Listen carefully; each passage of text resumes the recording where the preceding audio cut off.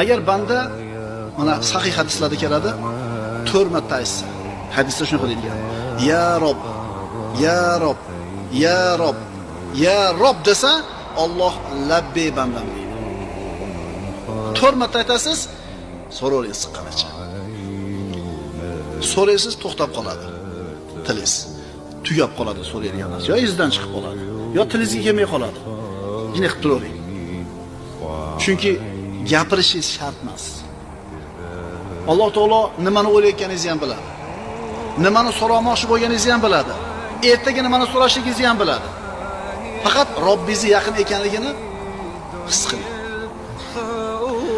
Odamlarning eng kuchlisi bo'lishni xohlasak, tavakkul qilishimiz kerak.